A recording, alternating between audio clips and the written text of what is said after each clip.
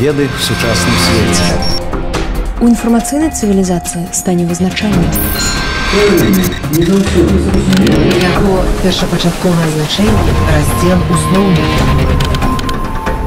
Бо што такое артэль? Адлюстраванне рэчаіснасці чалавека.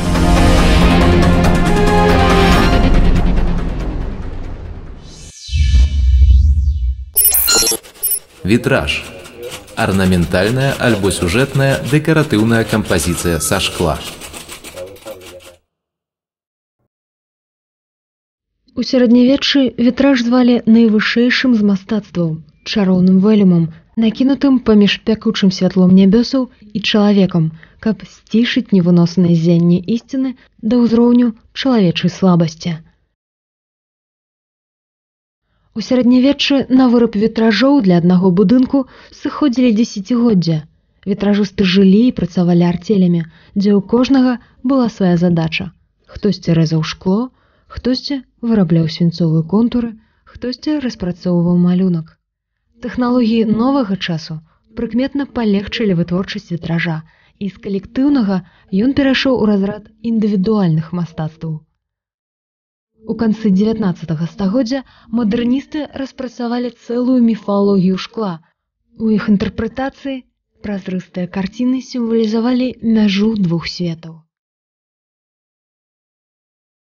У савецкую ж эпоху шкляныя кампазіцыі былі працятыя сацыялістычным рэалізмам і нагадвалі хутчэй агітацыйныя плакаты, чым карціны.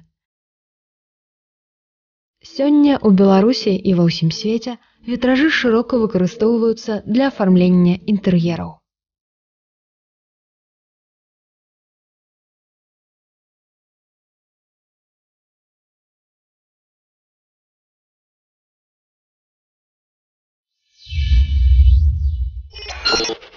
Возера.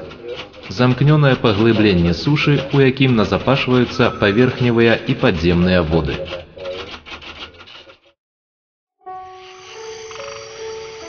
Беларусь здаўна завуць азёрным краем, бо на яе тэрыторыі налічваецца 11 тысяч азёр і больш за 20 тысяч рэк і ручаёў. Азёры часта параўноўваюць з вачыма краіны. Адсюль пайшоў адзін з традыцыйных эпітэтаў, што характарызуюць Беларусь – сінявокая. На берагах некаторых беларускіх азёр зафіксаваны сляды паганскіх капішчаў. Часта гэта быў камень, дуб ці высокі ўзгорак. Пакланенне азёрам было звязана з культам урадлівасці. Сюжэты паданняў пра азёры зводзяцца ў асноўным да таго, што на іх месцы правалілася царква, вёска або цэлы горад. Найбольш знакамітая беларуская легенда звязана з возерам Свіцязь. Паспрыяў яе распаўсюду Адам Міцкевіч, які напісаў прыгожую лірычную баладу пра гэта возера, зафіксаваўшы мясцовы фальклор у вершах. Легенда кажа, што некалі на месцы гэтага возера стаяў горад – Свіцязь. Калі здарылася вайна, князь паклікаў на дапамогу свіцязян, і тыя адгукнуліся ледзь не да апошняга мужчыны. З горада выйшла 5000 вояў.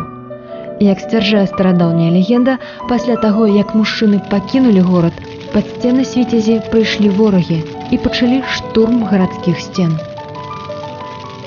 Закрыўшыся ў замку, жанчыны-свіцязянкі вырашылі забіць сабе, каб не здацца ворагу. І тады дачка князя, якая разумела, што самагубства – гэта вялікі грэх, прасіла продкамі ўсімі, каб Гасподь паслаў збаўленне ад граху, спаліўшы горад громам ці адправіўшы свіцязянак жывымі ў зямлю. Згодна з легендай, пасля гэтых слоў горад Свіцязь сышоў у бездань, а замест яго з'явілася вада.